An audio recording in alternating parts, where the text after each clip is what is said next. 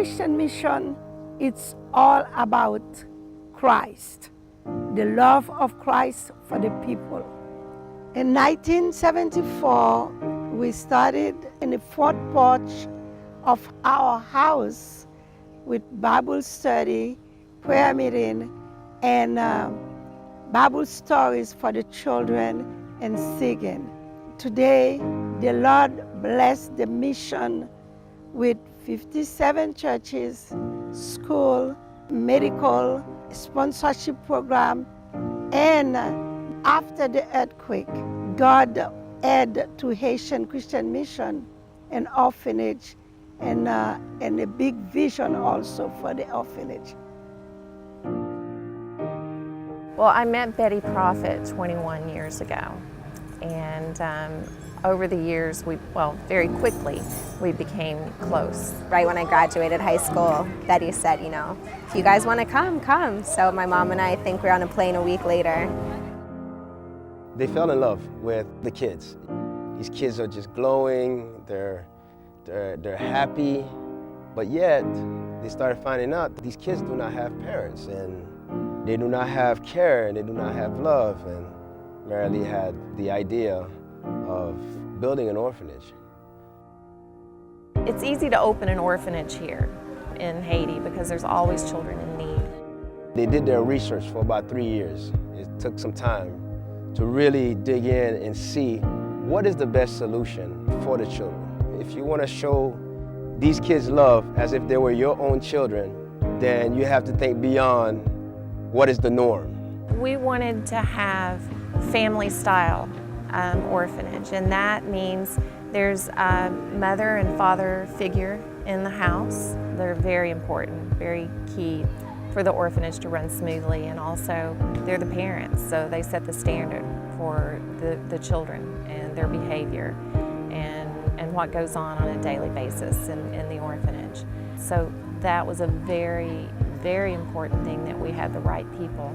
We interviewed a dozen couples. Post-earthquake, Marcel and Lucia and their 2 children, they came for an interview.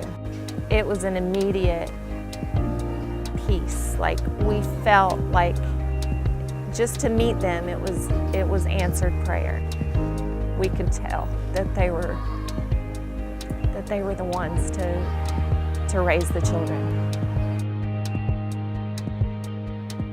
Miss Betty, ouais, nous, li fait interview avec nous. Li mandem et timoun m'bral gen ta pou maman timoun yo m'bralier est-ce c'est pas mieux m'a premier est-ce pas premier l'autre timoun yo. Il dit oui. Ma premier même j'ai pas mieux. Moi c'est papa et timoun yo na Wholehearted Orphanage. Moi crois que bon Dieu lui-même et li mande ça, aider orphelins yo, ti moun ki pa gen maman yo, ti moun ki pa gen papa yo. Et ça fait moi-même de tout cœur, moi aime yo en pile.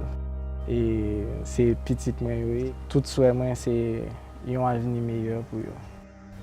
We went to the Lord in prayer before we made any decision, and everything just started unfolding. He provided us with a home in the area within walking distance to the school and the church. We went through the whole house praying, and it was the most beautiful sound. A couple of times I would just step back and just listen, and just the voices being lifted for these children, that at the time we were praying for them, some of them were sleeping on the ground outside. Many of them were being abused in different ways.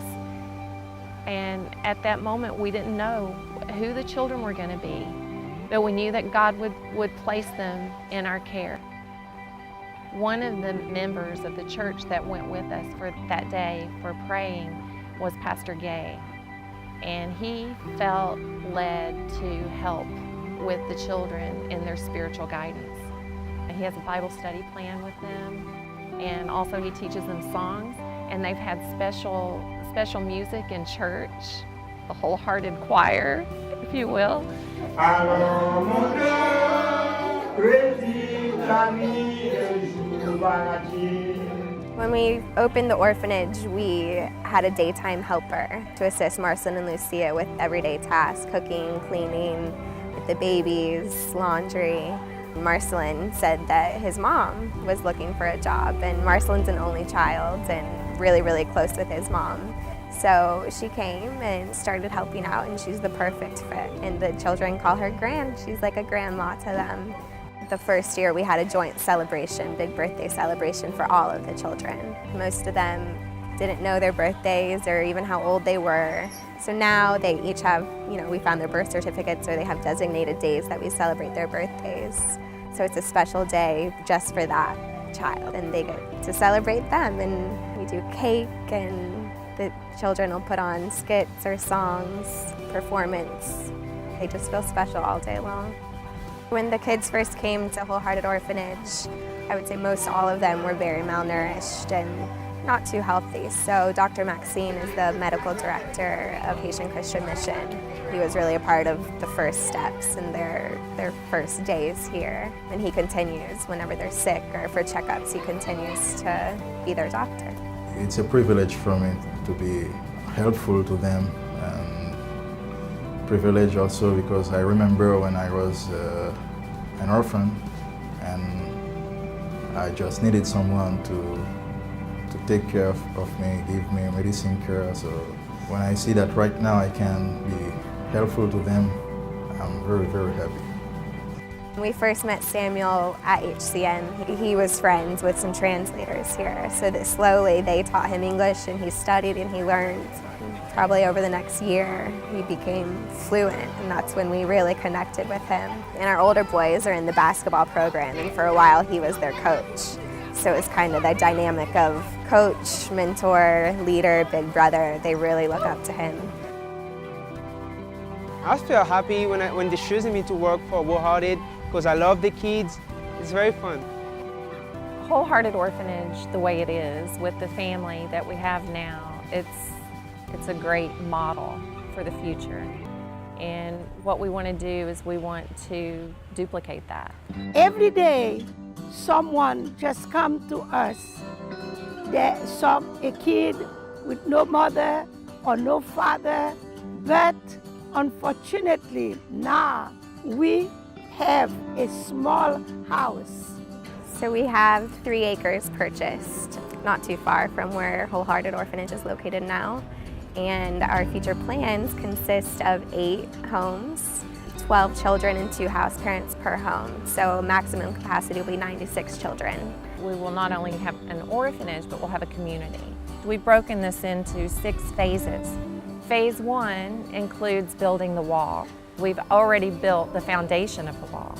When I first went over there to the property, when they got like half of the wall up, I just broke down the second I stepped onto the ground. It was beautiful because it was real. It wasn't just, something that we were thinking about. It was real.